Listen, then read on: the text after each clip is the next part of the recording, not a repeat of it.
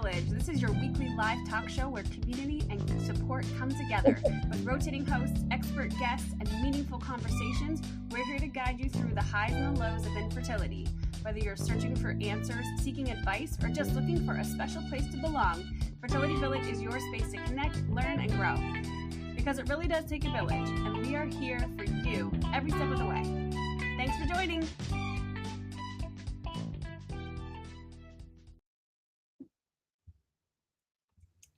Good evening. Hello, Fertility Village community. Thanks for joining us tonight on Instagram. We're on Facebook. We're on YouTube at Oasis FSN. And I am so excited to be joined tonight by Christine and Lily from the Daisy Baby Foundation. Thank you so much for joining us. Thanks for having us.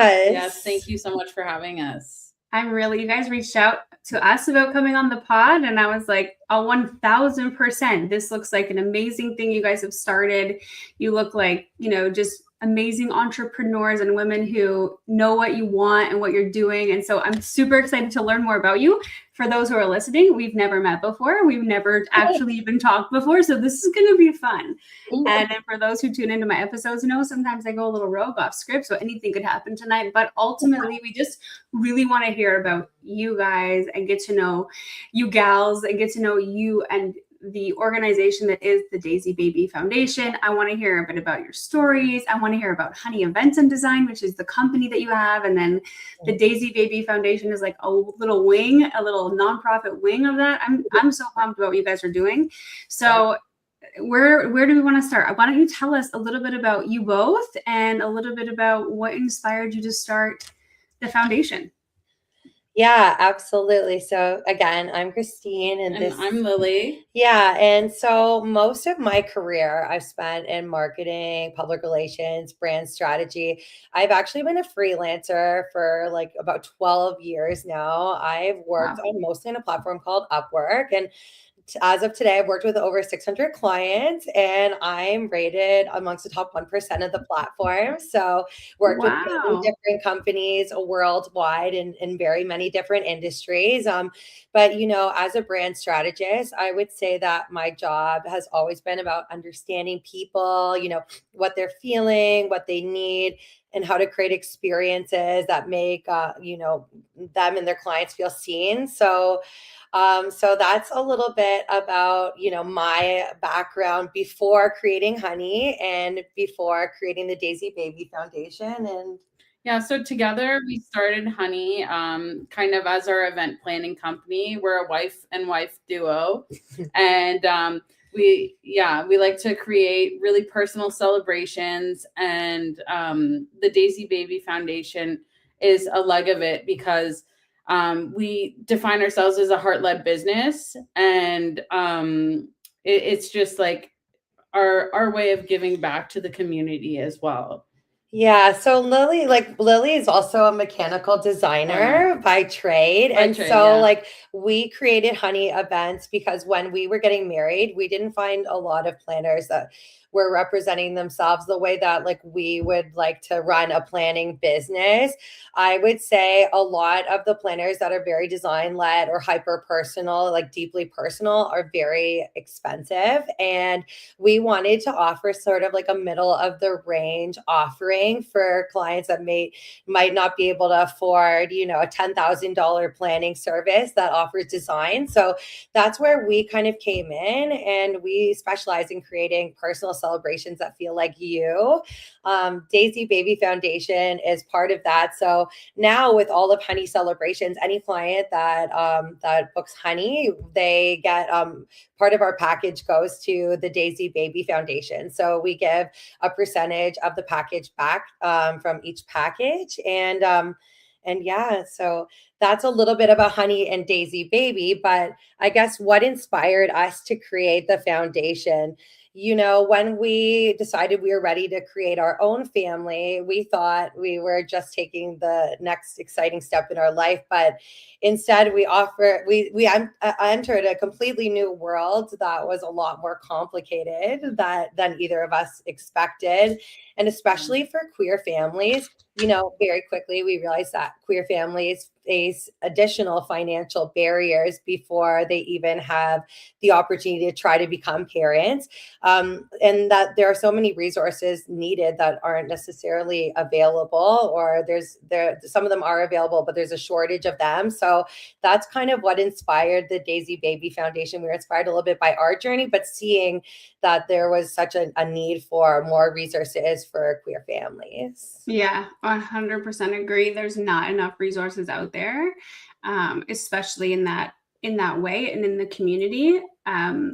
Okay, so tell us a little bit more about your own family building journey. So, if you will, if you don't mind, we love to tell stories on this podcast. I don't know if you've listened to like our storytelling episodes, but like, we want the community to connect with you. We want them to hear your story, be inspired that I can do hard things too. And, they did it and they got through it. And so I can, get through it as well. So yeah, this one's for the same-sex couples, like really excited to get this story out there. So tell us a little bit about your journey. Yeah. So our journey really began, I guess, like the day that we walked into the fertility clinic. Like many other people, we thought that we'd have a consultation and start talking and we'd be on our way. Obviously, it's not always so cut, like such a clean road to where you want to go. Yeah. The clinic ordered blood work, and then the blood works showed that I have hypothyroidism. So that was quite surprising because most of my life, like I've been very like healthy. I had no like signs of hypothyroidism. So I had no idea that was even a thing that I had to worry about. And then obviously that led to more testing, and they tested my thyroid antibodies, which is how I learned that I also have Hashimoto's. I had not really known anyone with Hashimoto's, one person actually, like in our whole lives that had Hashimoto's before. So it was very new. And then I guess like that was the beginning of what we call going down a rabbit hole, like for sure. Suddenly we weren't just learning about IVF, but we were learning about thyroid disease, antibodies, autoimmune conditions, which really affect the fertility journey.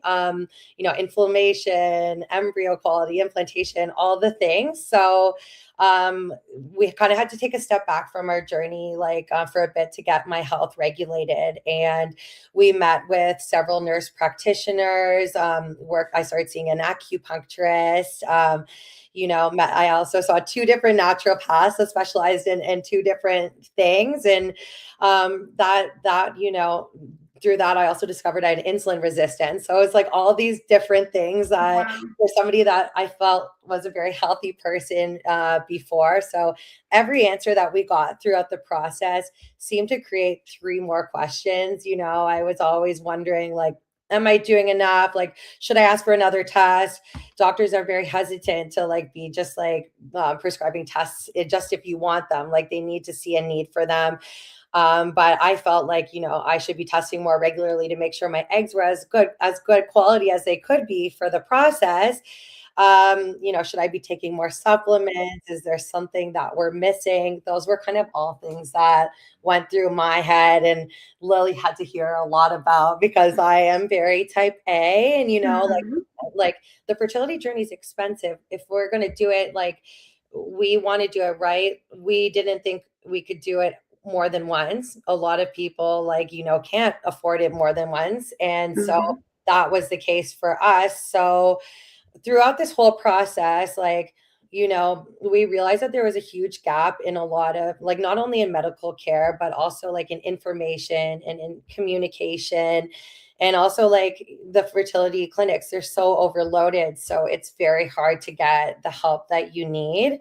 So it was a little bit overwhelming right from the beginning. But in the fall, we did end up doing IVF. And fortunately, we did get some of our medication covered by compassionate care because we did need additional support at the time. Because of all those additional costs, with all the additional practitioners, it added up. So we were able to get compassionate care support. We did the process. We ended up getting 11 embryos. So amazing number. Very exciting. But we didn't do the testing because we just didn't have the means for it at the time. And we were just, between freezing your embryos, paying for sperm, Freezer fees. Yeah, like everything, like it adds up. So I would say that we just froze our embryos, and right now they're in the freezer and they're waiting for the right time for us. Yeah, amazing. Well, that's exciting. So we're still in it. We're still on the journey. You guys are just like right in the messy middle. Well, I mean, I guess it's kind of the exciting middle because you're about to transfer, and that's like the first chance of like, okay, this could be life. This could be our child. So it's so exciting. And I hope it's just up from here and not like the roller coaster that some people have, but you prepare yourself for the worst and hope for the best. And hope is the word there, like you hope and keep hoping and keep hoping every single time, but that's, I would say that like, even with like everything, we knew it was going to take a long time, planning ahead, getting on a wait list, all of these things. And it is quite nerve-wracking not knowing like when is your inflammation going to go down. And time is of the essence for all of these things, your egg quality and whatnot. Like it's all about like getting it in the freezer, so it's such a balance between like your age and also like, okay, like you're like getting everything else in order. So it's hard not to feel the stress when you're in it. It is such a heavy thing for anyone to go through. And like you guys need a lot of support when you go through it, that's for sure.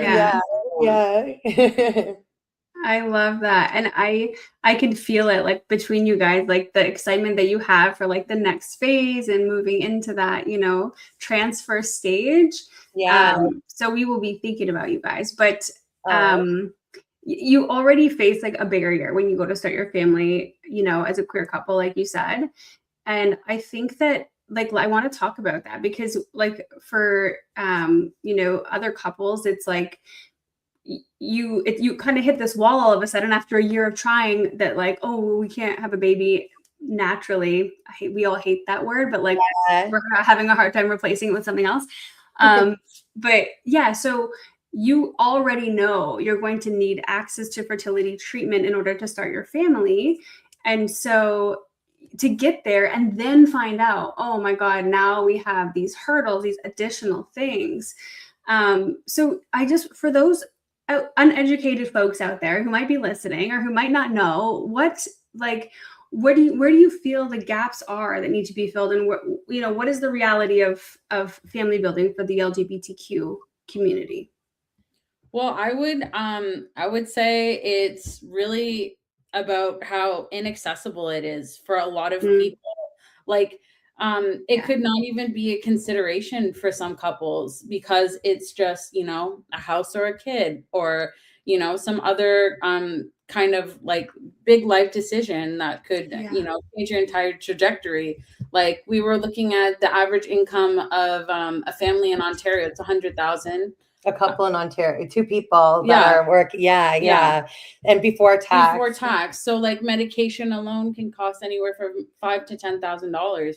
That's a significant amount of your income, or it is even before tax. So it is quite inaccessible, and every queer person's journey is different as well. So like our journey is completely unique to us, as well as it would be for 2 gay men or some other kind of queer couple. We have the whole rainbow under the LGBTQIA, and there's so many different scenarios and so many unique cases that like we do require special attention or considerations, and there's just not enough resources. And I feel like there's so many additional considerations for 2SLGBTQIA folks. Like, before you even, you have to be very planful. Like, it's not just something that happens by accident. Typically. For queer couples. I mean, before you even have the opportunity to attempt pregnancy, like you're purchasing donor sperm. Well, we were purchasing donor sperm, learning about shipping and storage, reviewing genetic information. Like there's so many different factors. So One of the biggest things that we've learned is there are so many different ways that families are built for queer couples, and like no two families are alike. Yeah. Well, I can relate to that so much too. I don't know if you've heard my story, but I also had a sperm donor. I have a male partner, but we had a sperm issue. So we had a sperm donor. So I understand that process and what it's like to go through. And then because of that, my son actually has like, I don't know, we're in the 20s now of like genetic siblings. And so we've connected with other families that have used the same donor. Yeah. And so, and most of the folks who have the siblings are same-sex couple moms, obviously, and then some single moms as well, or solo moms, I prefer.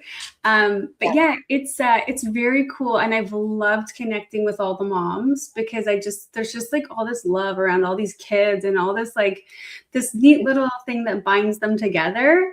So yeah, it's a very cool journey. It's very, I don't know, I think it makes them special. And I think it gives them something, in life. Cool. They're just connected with all these other little humans.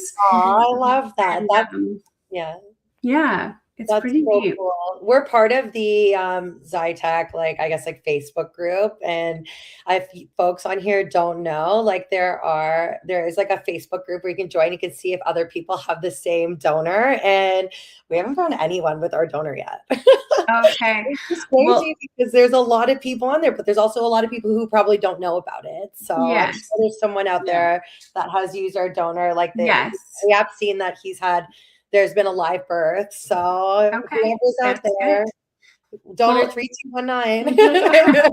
I love that.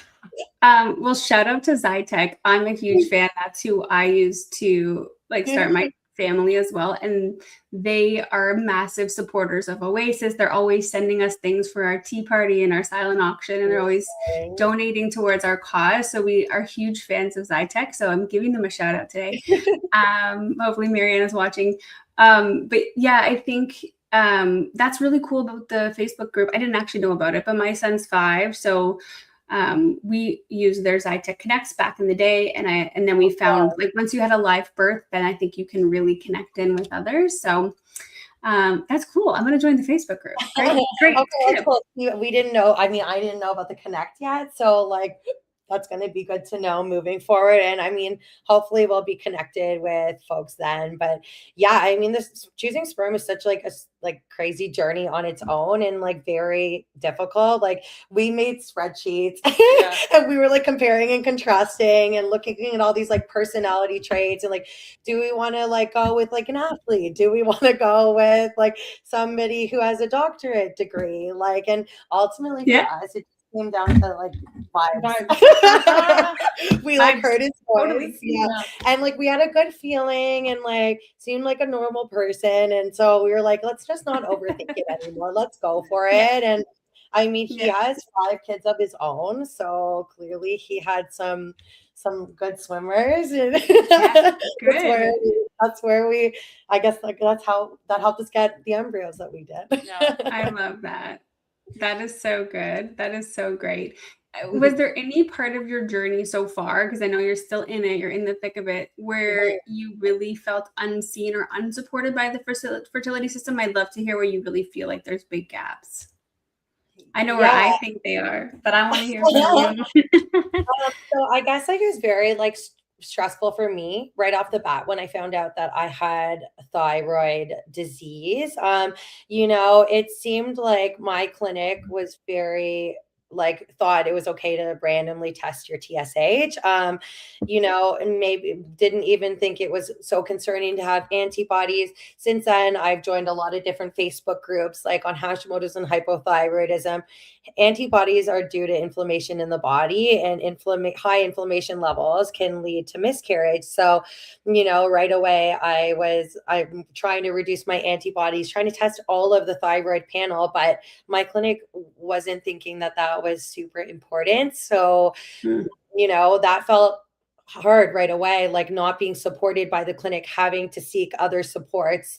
And they didn't even really support an autoimmune protocol right away. So it seemed like they wanted to lump me in with everyone else, like even though I had a different diagnosis. It's just maybe somebody who doesn't have a thyroid disorder, and they wanted me to follow the same IVF process as everyone else without considering what would make me more successful. So I felt a little bit brushed off in this process, and also communication was a little bit difficult. I feel like when you're making decisions that affect your future family, every question feels important or urgent. And it just felt like a lot of times we'd wait for responses or feel unsure about who we should contact. And it just felt like there wasn't as much concern on their side as we felt like there should be. And I'm not saying they have an easy job. It's very difficult. I'm sure to be seeing like very stressed out families every day.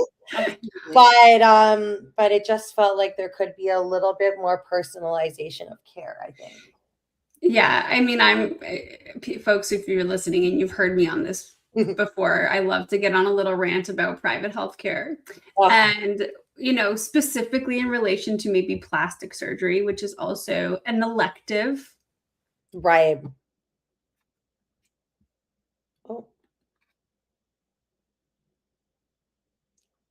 Oh, I don't think I can hear you. I think you're on mute. There we go. My computer just disconnected my mic for a second. I'm back. Okay, before I get on this big soapbox, there is a gap in that private healthcare. Like, I mean, if you are getting a procedure done, call it whatever you want, call it a facelift, call it a boob job, you're going to be treated like a queen. And these things cost a fraction of what it costs for us to have a baby or to go through that process. And it's like the patient experience is majorly lacking. In a lot of clinics, there are some exceptions, I will say, and they know who they are. And I think the community is starting to get to know who they are too. And I think one thing we talk a lot about on our podcast is like, do your research. And you've already talked about it, Christine. Like, you've advocated already for yourself in such an amazing way, in that you're saying, don't treat me like the other cattle in this cattle call. I want to be known for like this journey that I'm on, and make sure that you're getting treated the way that you should be based on the amount of money that you're paying. And you're not just going to do this their way so that you have to then do another cycle. And then, like, that's not in the cards for us. So good on you for advocating for yourself and setting such a great example of, how to do that, and showing other people, like, this is how you can talk to the doctor, and you can ask questions, and you should ask questions, and don't let them dismiss you and your ideas, and push for the things that you have learned about and advocate. I think it's so key on the fertility journey. Like, it's crazy. I think that you had this guest on the podcast as well, but so we were at a fertility brunch. You were probably there as well. I think you were. The one. Oh my gosh. Fertility Matters one? Yes. Was it this year or last year? This year. Okay, well, I couldn't make it to this year, but they did put on a mad brunch. And I think it's Catherine Blazebaum. Yeah, Catherine Blazebaum. Love her. Yeah. He was on a few months ago. Yeah, and so we met her and we saw her at the conference, and she like told a story about like her frustrations as well. And I definitely related to the hundreds of emails that we've sent back and forth with the clinic. Oh, yeah. I could relate to that so much. And I think she was saying like that she felt like, so much pushback and like frustration and, from the clinic, but you're just trying to do your best here. And like, I just felt like I related to that so much, because you really have to advocate for yourself in the process. And also, like, you can do a lot of research beforehand, but there's only so much that you like really know until you're in the thick of it. Like, a lot of the clinics have very similar ratings, and once you join a wait list for IVF, you just kind of want to go with the first choice as well. After you wait a year. Yeah. So now it looks like, there's been a lot more funding, thankfully, for couples. So there's a lot more options. But at the time, we had to wait a long time, and we just went with the clinic. And Yeah, like obviously we're not going to call it our clinic, but not so happy with them. But like at this now, like we have our embryos with them, and you have to transfer the embryos with that clinic, otherwise you lose your funding. So kind of stuck with it. So the only choice really is to really advocate for yourself. Otherwise, in a clinic where they're overloaded, you're not going to be seen the way that you feel like you should be. Yeah. Well, and you don't know what you don't know. And you're going into this completely blind, and nobody has, taught infertility or fertility care in school or in sex ed or anything like that. And there's nowhere to really, I mean, we're working really hard at Oasis on some education on getting that out there so that folks can learn and understand. And before they even like get on a wait list, they know like what wait list they want to get on. They can interview doctors, they can do their research, they can tour clinics. Like this is possible. And I didn't know that. I went in completely blind. I just kind of got like, I didn't know that either. 100%, just like, yeah, it's private healthcare. We are paying for the service, even though there's funding in Ontario. There are lots of provinces across Canada with no funding, or with very little funding, or with just a tax credit. There's provinces in Canada with no clinic even. It's pretty wild. The accessibility. We are lucky in Ontario to have. Yeah, but at the same time, like there's still a lot of problems that we're solving. And sometimes we talk about this on this podcast, not to be like, oh, poo-poo on the fertility, like doing amazing things, getting us to our babies. Like this is all really important, but it's awareness, right? For the folks who maybe aren't here yet and aren't ready to start their journey, but they're listening to this, or it's for the ones who, like they're all doing amazing things out there, the clinics, and they are, getting us to baby. Yeah, that's what they should be doing. That's the job. Yeah. But at the end of the day, like bringing awareness to this, the more we can have these conversations, the better it is, for care, and the better it is for support, and the better it is for, just growing, ultimately this, this space here. Something I will add though, like if you're not happy with your clinic, you can change your doctor. Like that is one good thing. And we have changed our doctor with our clinic, like to a doctor that we felt was saw and understood thyroid issues a little bit more. So, so you can advocate for yourself in different ways. Just because, like, if you leave your clinic, you'll be at the bottom of a different wait list. Like that's not the only option. You can like change your doctor. So, so there are options as well. Yeah, that's really good advice. I really like that. Okay, let's pivot a little bit and talk. I want to hear a bit more about Daisy Baby Foundation. You kind of gave us the high level, what it is, and but let's hear the origin story. Obviously it was born out of your own experience becoming a reality.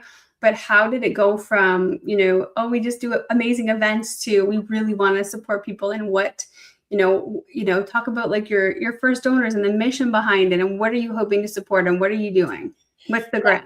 Yeah, so we're really new, so we went through the process, as we mentioned, in the fall, and we learned so many different things throughout that process. And then we decided in the winter to create the Daisy Baby Foundation. So as we've also mentioned, we do events. It's our side hustle. And I would say it's also like our hard-led business. We both have other day jobs, but we're really passionate about doing events and also building community through events and giving back to community. So last year we ran our first Pride event up here we live in the Kitchener-Waterloo region, and we ran it in Cambridge, supporting Grand River Pride, which is a great organization up here. But it was a huge hit. We coined it as a different type of Pride event for people who don't really like parades or don't love drinking, who want a more like curated cocktail hour event where you can meet other like-minded people. And because of the angle, I guess, that we took with this event, we attracted a lot of like crowding, just people like neurodivergent people, just people who wanted like a more calming atmosphere, and media was very interested. So we ended up attracting 5 major media outlets. We were on Global News talking about the event. So that was really cool. Extra covered us, CTV Kitchener, and we had that event again this year. But we started to think about, I guess, like how we could leverage it for our own cause. because Grand River Pride already has so much support. So we're like, how can we help queer families through it? And then kind of through that, like we were like, well, let's finally launch the Daisy Baby Foundation that we've kind of been sitting on and thinking about for a few months. And let's use this event, Glam As You Are, as our first fundraiser for the Daisy Baby Foundation. So we ended up having that event in June, and we ended up raising $2,500. Amazing. Yeah, so through ticket sales and also through raffle sales. So so we actually haven't given out our first grant yet. We are hoping to give our first grant out this week. Oh, that's exciting. Yeah, we're deliberating with our other board member who are going to help us decide on who it's going to be given the first to. recipient. Yeah. So yeah, we're in the process of that, and that itself has been very nerve-wracking, and also like it's really pulled at our heartstrings. Like we didn't really think about how hard it would be to decide on a recipient or recipients, like a couple, because everyone has a deserving story, and 100%. there are so many couples and individuals and solo parents that need help. So we're in that process now, but we're so excited to be giving our first grant very soon, and we hope to have another event to raise money for the Daisy Baby Foundation in the fall. We're also working on a deck to like look for corporate donors as well. So we incorporate ourselves as a federally incorporated nonprofit, and we're just really trying to raise awareness now and, keep it going after this first grant is given. Amazing. That's so exciting. And I can't imagine like that choosing process would be so difficult. Yeah. Yeah, it is. Yeah. Because everybody has such a unique story as well, and their own like hurdles. It's like, how do you quantify it? How do you compare something so different, and totally. They're all very deserving at the end of the day. Yeah, sometimes we're just like, oh my gosh, we've gone back and forth with the board, and we've had conversations like, how are we going to do this? At times we're like, we need to put like, the shortlisted names in a hat, because it feels like, how are we going to tell a couple or a parent that you didn't get the grant? Like for us, that we didn't really think about how heartbreaking that would be. It's like we're doing something so good that we think could make such of a difference, but also there's another side to it too. Yeah. And how do you folks apply for your grant? And like, what's the parameters around it? Yeah, so we just have a Google form set up right now, but so we ask a lot of different questions and mostly look at like the human side behind the application, because a lot of other grant programs are like led by medical professionals on the board, but we're not medical professionals. We're just like two people that decided to want to give back to our community. So like we do ask some questions around finances and health, but we don't feel like we get as in-depth as some other forms. And we try not to make it invasive or overly clinical. Obviously we want to have a good understanding of your situation, how the grant could be applied, how it could help you out. But other than that, like, it's just about helping families grow. I love that. Oh my gosh, I think you guys are going to help so many couples. There's going to be so much support that comes from this.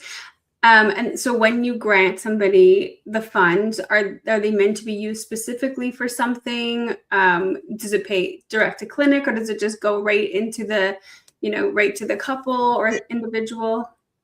Yeah, so right now, like we did say with our first form that it will go like direct to a clinic, and like a clinic could be a fertility clinic. It could be like a naturopath clinic. Like there are different types of clinic. It doesn't have to just be to a fertility clinic. It could be supportive care. Absolutely. But we I think we thought like based on research that was probably the best way to approach it. But, we'll see how things go and if that's the best approach as we continue to grow. Yeah.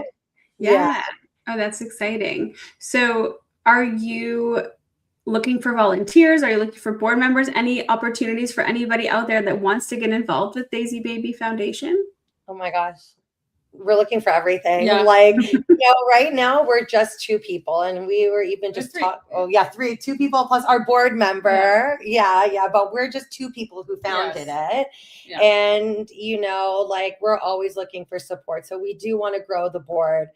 We need social media support, but even though I work in marketing, there's only so much time in a day, like we really need help. So we could use like website building support. We haven't built a website yet. Like right now, the Daisy Baby Foundation lives on the Honey website, and we do think like it belongs there for now, but like we'll need to have a proper place for people to go. So we're always looking for volunteers and people that are passionate about helping families grow as well. Okay, tell us where they can find you then. Yeah, they can find us at the Daisy Baby Foundation on Instagram. That's probably I tagged you. Yeah, that's probably the best place to reach us and send us a DM on there. Also, if you go to our links on there, you can see how to donate as well. We have a Zeffy page, I believe, linked on there. So that's a really great way to support financially if you can't donate your time. But yeah, that's the best place to find us for now until we continue to grow. Yeah. I love that. So tell us some stories, like since you launched, what have you learned from the families who are reaching out to you? You want me to? Okay. We've just learned how much people need community. So Facebook groups have become, as I mentioned, such an important part of our own journey. There are like so many different ways to develop community, but this has been such an easy way for us to be able to relate to others and have others relate to us. Like there's so many groups for queer families, for IVF, Hashimoto's, hypothyroidism, pregnancy after 30, which used to sound scary, but doesn't seem so scary anymore now that we're over 30. So I mean, these communities have reminded us for sure that we're not alone. And I think something else we've learned from the families reaching out to us is that it's important to protect your mental health. Like there's been such a common thread on most couples and individuals that we've spoken with that mental health can be so easily compromised. Like we were speaking to one family and they actually paused their process for a little bit because the mental health was so affected. And keeping stress levels down is so important during the journey, but it's so much easier said than done. It's almost impossible to not have yourself thinking worst case scenario or being stressed out. And the wait period, after you get your egg retrieval and you're waiting the 5 days, it's the longest days of your life. And we didn't even have any 5-day embryos. We had 6 and 7. So that was stressful in itself. So I guess we've learned when to step away as well, when to stop researching and remind ourselves that also somebody else's story isn't automatically going to become our story. It can be good to have community, but it's also good to realize that the worst case scenario might not also be yours. So community should be supportive, not all consuming. So so true. That's such a good point. What else do you think? Is there anything else? Oh yeah. And we also learned about a wonderful support group for queer couples called Planting the Seed.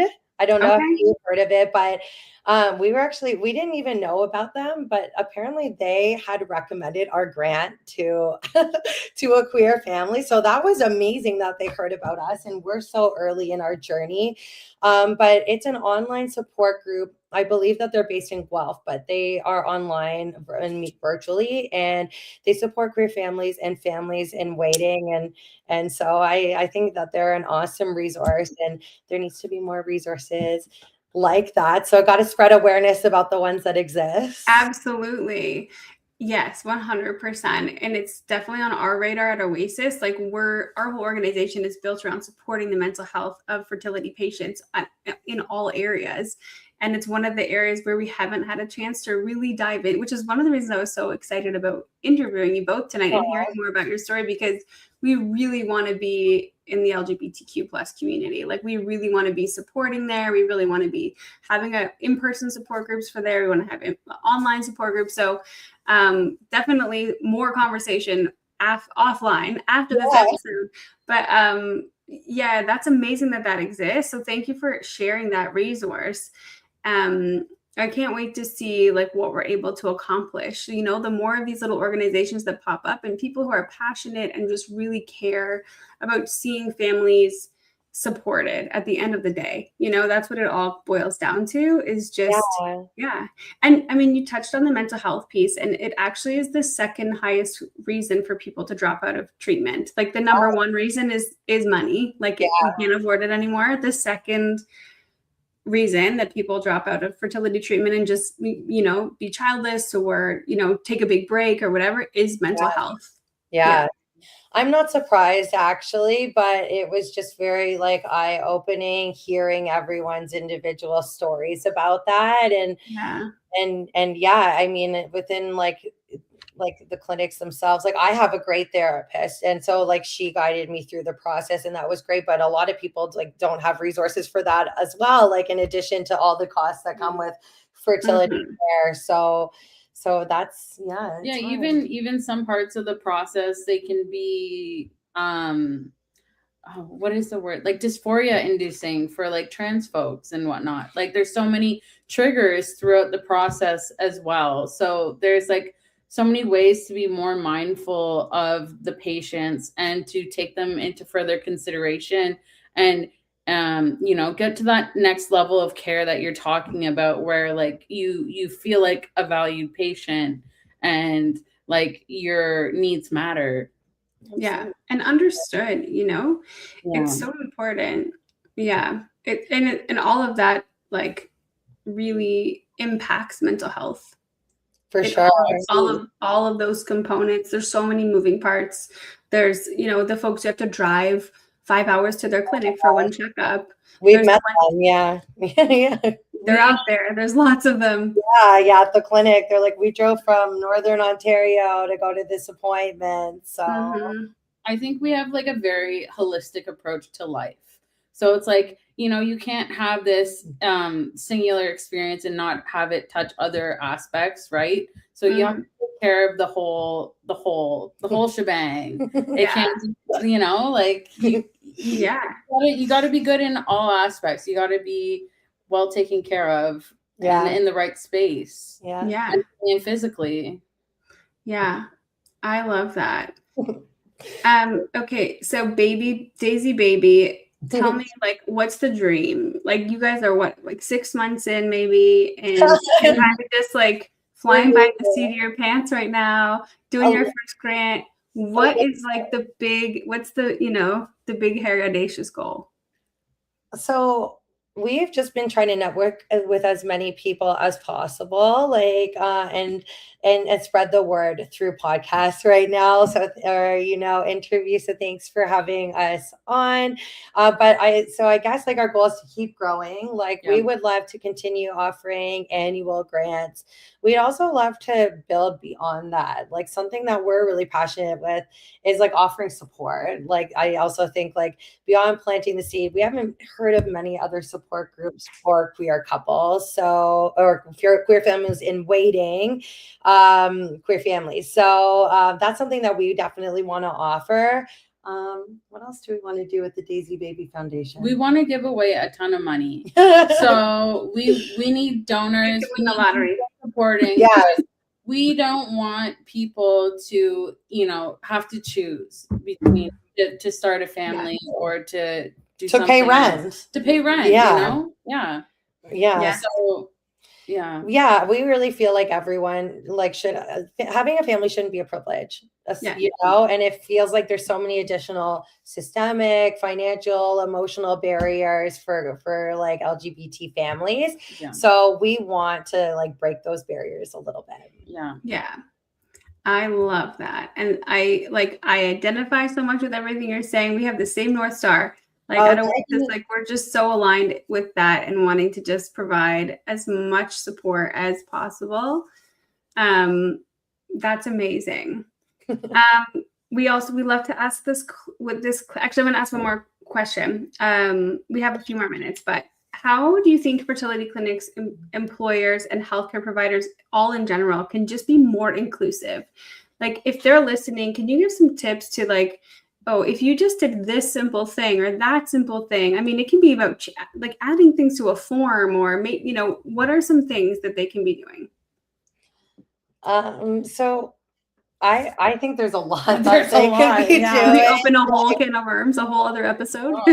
Yeah, like being inclusive isn't, clinics are becoming a lot more inclusive, but it's taken a long time and it's a little late, because LGBT families have been here forever. So I would say like inclusion. Well, they're OGs actually, right? Yeah. Like, I mean, it didn't just start like when policies were created for us to be getting married or, like having families being recognized like by the government. So I would say like inclusion isn't created by one policy, but it's created like through like lots of tiny micro moments, like improving your website with inclusive language, like your intake forms. We've heard a lot of like horror stories that a lot of intake forms are still like, who's the man and who's the women? Like what's your sperm count? Yeah, like we both have eggs. Yeah, so it should be, it should be more inclusive, like your language, your waiting room. We've heard a story recently from a trans couple. One of them is trans, and they were asked to go sit in the waiting room with all these other people that weren't like them, and they felt incredibly uncomfortable throughout the whole process. So I mean, that's like one way that clinics can be a little bit more cognizant of trans folks, is thinking about where they're going to wait. The way that clinics can communicate, like whether both partners feel included. Lily hasn't really felt super included like throughout the process as my partner always. So. Yeah, I meant to touch on that a little bit, but yes, like it's hard being the other partner, and I don't necessarily like have a big stake in it other than being the other mom, but that should be a huge stake. It's not, and we're not doing reciprocal IVF like a lot of couples are. And I just felt like I was completely left out of all of it. Like I didn't even need to be there, You're not even acknowledging me half the time, because it, like, Christine's the one going through it and there's nothing for me to do. So just like, including us both in the process. Yeah, I think sometimes just the smallest things, like remembering that there are two people becoming parents and making both partners feel welcomed. Like those little moments matter more than clinics realize. Yeah. That's so good. That's such great advice. And it's so important, I think, to make that known. And thank you for sharing that, Lily, because I think so many people can relate to that. And 100%.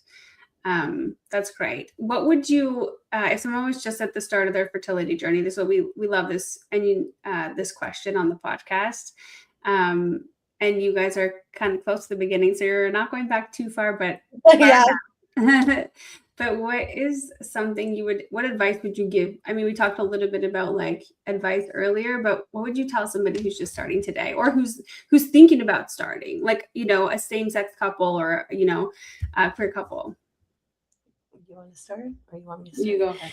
Okay. So I would say like, it's okay to not know everything. Like if you're type A like me and a big researcher, like you'll want to know everything and you'll kick yourself if like something that you do isn't perfect, and you might obsess over, if I had taken this one supplement another month longer, like was it going to improve my egg quality a bit more? But you don't have to put so much pressure on yourself, like to become an expert overnight. Like you really have to take care of your mental health. Like, after all my random diagnoses, like I thought I had to understand every study, every supplement, every option. Like but you should educate yourself, but not to the point where you're like driving yourself crazy. I think that that's something that's really important to remember. Like, find healthcare professionals that you trust, like additional supports that you trust. If you don't end up loving your clinic, find like, and if you have the means to do it, not everyone does, like find, like see that naturopath, or like use that nurse practitioner, talk to your family doctor. If not, like, those are some important things that I can think of off the top of my head. What about you? What would you tell I would say that's yeah. She's like what she said. That's basically it. Yeah. Yeah. Well, and I mean, you've given such great advice, Lily, already with, you know, just feeling unseen and not heard, you know, like you can speak up, you can advocate, you can say like, you know, my stance on this is, and yeah, I just think it's so important to be there as a couple and like support your partner the whole way through, no matter what. I mean, I can relate in the sense that like, I didn't need my partner there either for my fertility treatment, but I was like, you're coming, like we're dragging you out here, we're doing this together, like, you know, you have to be stronger than infertility together. Yeah. And we used to talk about it's like us against infertility, like we are on the same team. I can so often just feel like you're like it's, you know, tearing you apart, because it is so difficult, and you're going through so much financially, emotionally, mentally, physically, like all the things. And yeah, it has to be like you against infertility. But don't be also like afraid to question like the professionals. Like I know like a lot of people, like especially older generations, like I know like our parents don't really always question like the medical system, and like, but I think like the younger generations like are a little bit better with that. But I think like traditionally like generations like our parents and older like have been like, okay, the doctor said this, we're gonna do this. Like yeah. And so like don't be afraid. Like Lily got prescribed some blood tests through like our clinic that didn't seem necessarily relevant, because she wasn't like the sperm donor, and she questioned them, you know, like I was like, why do I have to do this? Like, are you guys asking us to do this because like, okay. Yeah. So I mean, like, you know, like don't be afraid to ask the questions, even if they make the clinic uncomfortable, because like you deserve to be comfortable as well. 100. Yes, that's so good. That's great advice, and I think you're absolutely right. Do you guys know about our resource, our journal, our fertility journal? No. Okay. Oasis, it was one of the first things we did, but for anybody who joins us, one of our support groups, we give them a journal. And it started out as this like little book that we get printed online, and we bind it like in my office. And now it's like a printed actual, like almost like a publication. It's a 91-page book. So I want to make sure that we get a discount code for anybody that joins our community for a free journal. So we give them out, and we'll also get you some journals, because it's an epic resource, and it has all kinds of great stuff in there to go through the journey. But we'd love to give that to your whole community. Anybody who like follows you on Instagram or whatever, we just give a discount code to our website, and then they can get their $10. It's a $10 purchase, but it zeroes out at cash out. They just pay $5 for shipping anywhere in Canada. So yeah, we'll definitely get you a code for that soon. It'll probably just be Daisy Baby Foundation for anybody who's listening or looking for that. That would be amazing, so that we can help spread hope and all that. And then we also want your feedback on how we can make it more inclusive as well, because we really, really are like committed to being, you know, inclusive and opening our hearts and hands and groups to anybody who's going through the fertility journey. Thank you so much. Oh yeah. We can't wait to try it ourselves. Yeah, absolutely. We'll hang out after, and we'll chat. But I'm going to wrap this up. Thank you so much for coming on. It's just been such a pleasure chatting with you and getting to know you ladies both a little bit better. And I look forward to chatting more and seeing what you guys do. Make sure if you're out there, you're listening, whether it's tonight, whether it's in 5 months from tonight, go follow Daisy Baby Foundation. Go follow Honey Events as well, because I had a quick check at what you guys do for event planning, and I'm like, I'm about to come to the Pride event you guys put on too. That's awesome. Let's do it. 100%. Yeah, Awesome. I will Well, say just quickly before we leave, like we will have that event again next year, and 100% of all like ticket sales go to the Daisy Baby Foundation. So every vendor is a volunteer, including ourselves. Like we just run it out of like our passion, and it's like a heart-led event. So so if people come next year, you will be directly helping build a family. Love it. Yes. Amazing. Well, we'll be promoting it too and saying, everybody, look at this awesome event. Thank When you. it's time. So keep us in the loop for sure. Thanks everybody who's out there who joined in tonight. Thanks Instagram. I see lots of people were coming and going throughout the evening. This episode's going to live on our Spotify, on our website at oasisfsn.com. It's going to live on Spotify, the Oasis Fertility Podcast. So check it out. Send it to a friend who might need to hear something or who wants to learn more about Daisy Baby Foundation. Yeah, thanks again, and we'll see you. We'll stay in touch. Thanks, Thank you.